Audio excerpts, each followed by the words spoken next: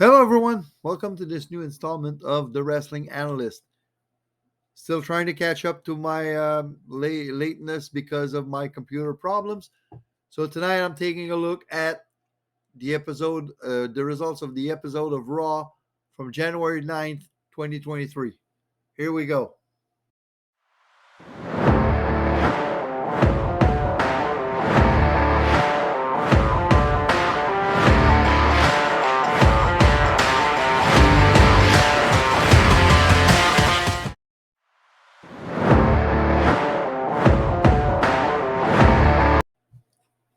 So the show starts right off the bat with a segment with Kevin Owens.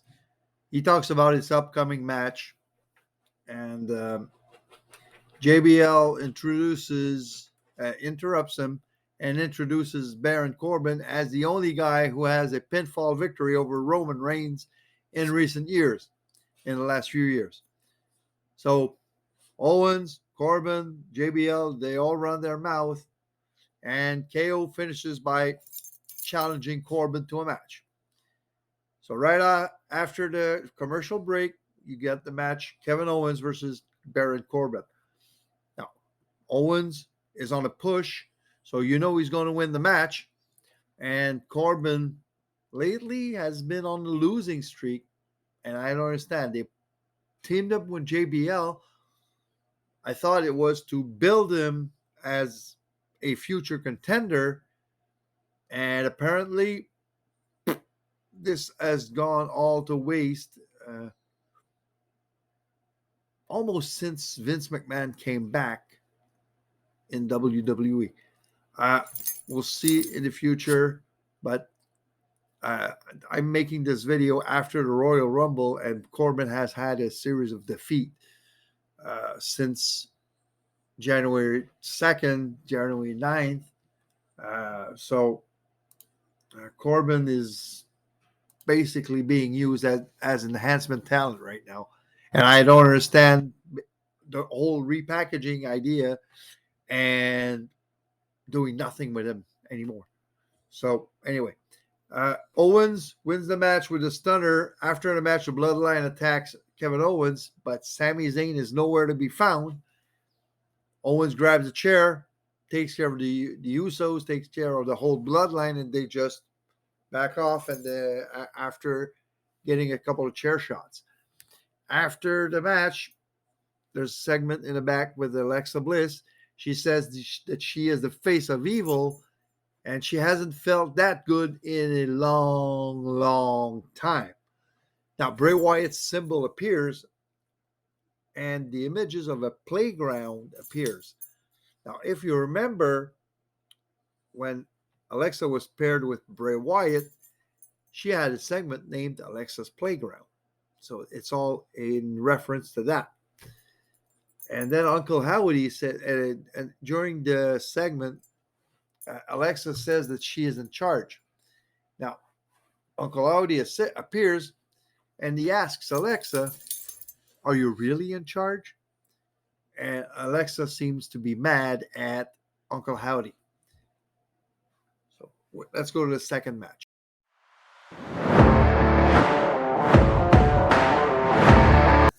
So match number 2, Bayley versus Mia Yim.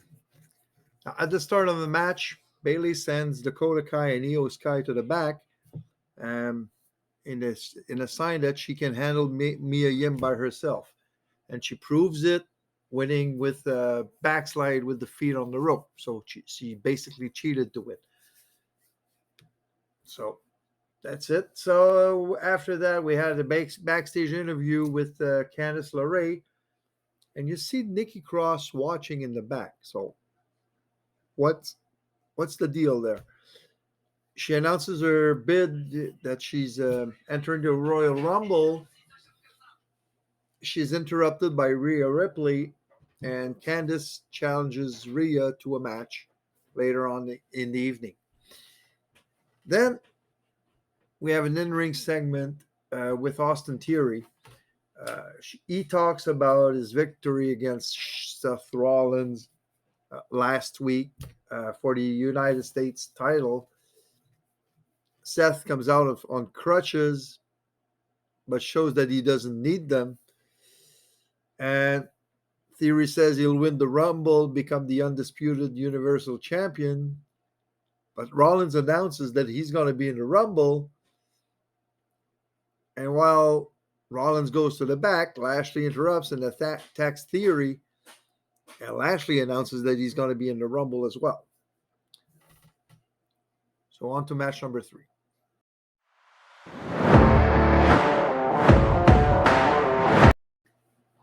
So Rhea Ripley versus Candice LeRae. Now, Rhea wants to win the match, obviously, because she's on a push. She wants to face Bianca Belair for the title. She wants to become the number 1 contender.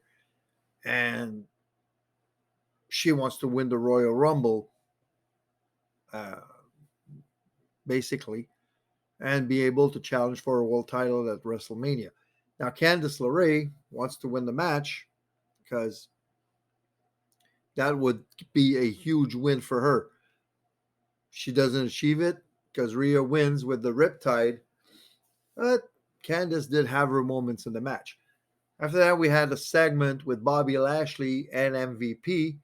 And MVP talks about doing business with Lashley, and Lashley says, "No, I'm not interested. But that teases there's a start to tease a reunion of the Hurt Business. So we'll see in the future what's going to happen with that. Let's go to match 4.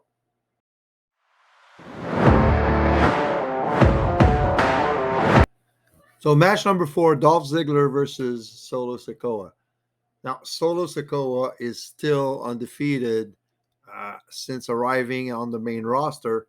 So any victory against him would be a big victory. Now, we all know that Dolph Ziggler right now is used as an enhancement talent. The guy is incredible in the ring, but they don't seem to want to push him at all anymore. So, well, you got to have some people with that role in the company anyway. Now, Solo kicks out of the zigzag, which is Dolph's finishing maneuver. But right now, almost everyone kicks out of the zigzag. So no real surprise there. And Solo wins the match with the Samoan spike. So he basically continues to rack up the wins. And we'll see where all this goes in the future. Then there was a segment, Miz TV, where Dominic told his story about his inmate story, but that's about it. No real implications in the storyline except that he's supposedly tougher than he was before going in prison. But there's a lot of lies in that storyline there that they say. Dominic says that he was there for a couple of days. He was there for a couple of hours. So they're all lies and saying that he's tougher, that he had a tough life in there and everything, just to bring himself some heel heat that he already has, but he wants to bring in more, which is a good thing. Now let's go to the main event of the evening.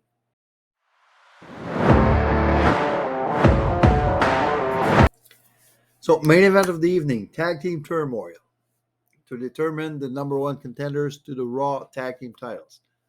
Now this tells me that they have taken the decision to eventually split. It was inevitable in some way to eventually split the Raw and the SmackDown tag team titles and deunify them so that each brand can have their own sets of champions. Now, Judgment Day and the OC start the match, and Finn Balor and Damon Priest are the Judgment Day's representatives. The OC is eliminated from the match. Then come Cedric Alexander and Shelton Benjamin. So that's another tease for a reunion of MVP or of, a reunion reunification of the Hurt Business. Alexander and Benjamin are eliminated. Then come Alpha Academy. And when Alpha Academy, they are there, at one point at the end of the match, you have Finn Balor who's laying on the ground, and he gets Gable on top of him when Otis goes to give him a Vader bomb. So, for the storyline purposes, Chad Gable takes the worst of the Vader bomb. Alpha Academy gets eliminated, but then they do the angle that Finn cannot continue because he has a rib injury. And Adam Pearce tells them, well, you're going to have to forfeit the match. And so you're going to lose. And they go, well, you're going to have to somebody, they don't want to forfeit. So you're going to have somebody to replace you. And it finishes by being that Dominic takes the place of Finn Balor to end the tag team turmoil match. And it goes, and basically the next team online was the Street Profits. And Dominic and Damon Priest eliminate the Street Profits, and they win the tag team turmoil match. Now, this was the perfect way to build a tag team to be the best on the brand and the number one contenders. You have them run the gauntlet, start the match, eliminate everyone, and win the match. That's what they did. So they are now a big threat to the tag team titles, the Raw tag team titles. So are they going to win it? I already know the result because, like I said earlier, I'm making this video after the Royal Rumble because I'm catching up because of my computer problems. So I'm catching up on the videos I didn't make yet. So that's it for this episode of Raw. Hope you liked it. Please hit subscribe, turn on the notifications, and leave a like if you want. Have a nice evening. And until next time, see you.